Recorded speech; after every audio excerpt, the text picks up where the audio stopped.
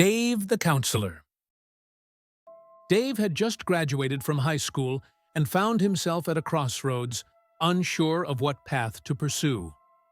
Determined to explore his options, he took on a variety of short-term jobs, hoping to discover his true calling. This week, he landed a gig as a camp counselor at Bear Mountain Camp. When Dave saw the opening for a camp counselor position at Bear Mountain Camp, he thought it would be a fun and adventurous job to try out. He applied immediately and was thrilled when the camp's management selected him. Although Dave's role was more of an assistant camp counselor, with duties that primarily involved helping the more experienced counselors and transporting and setting up camp equipment, he was excited to reconnect with the outdoors. Dave had fond memories of camping from his younger days, though it had been a while since he last ventured into the wilderness. However, Bear Mountain Camp was situated deeper in the wilderness than he was used to.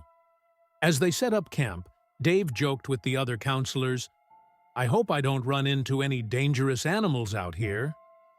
The other counselors chuckled and assured him, "We've never encountered anything dangerous at these campgrounds."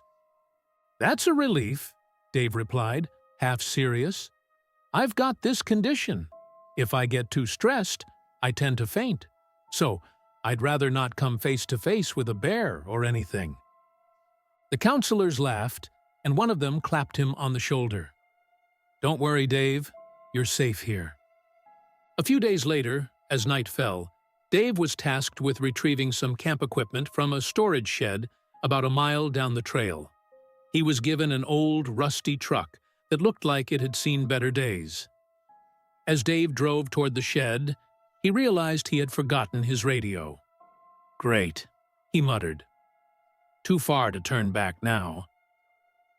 He arrived at the shed without any issues and quickly loaded the equipment onto the truck. But when he turned the key in the ignition, the engine sputtered and died. "Darn piece of junk," Dave mumbled to himself. "Guess I'll have to walk back and let them know."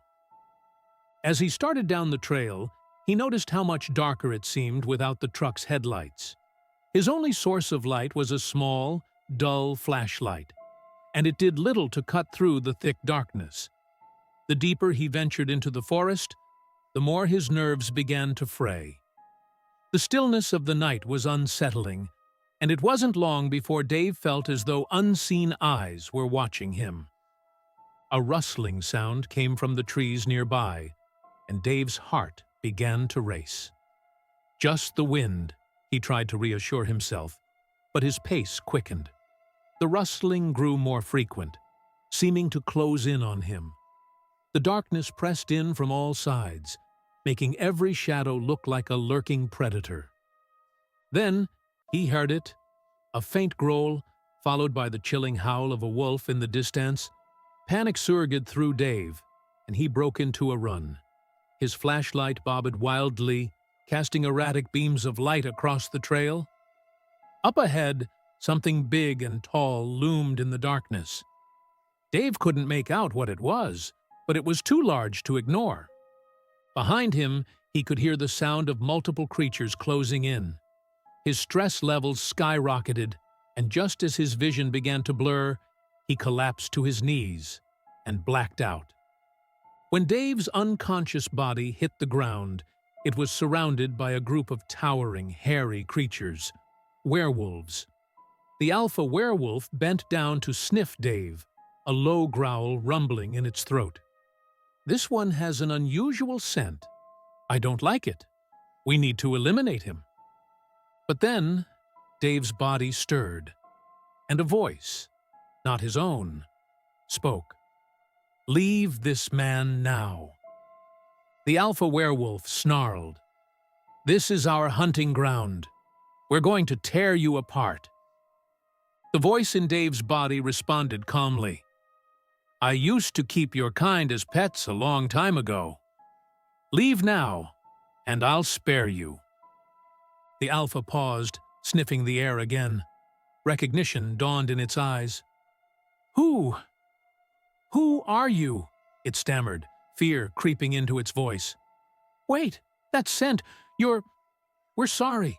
We didn't know." The other werewolves whimpered, cowering as they backed away. The alpha quickly retreated, leading its pack into the forest. Dave's body slumped back to the ground, unconscious once more. Hours later, the other camp counselors, worried when they hadn't heard from Dave for some time, found him lying on the trail. When Dave came to, he explained, "The truck broke down, and on my way back, I encountered a bear. I must have passed out." The counselors were relieved that Dave was okay, none of them aware of the terrifying encounter. Thank you for listening to this terrifying twist tale. Please support this channel by liking and subscribing.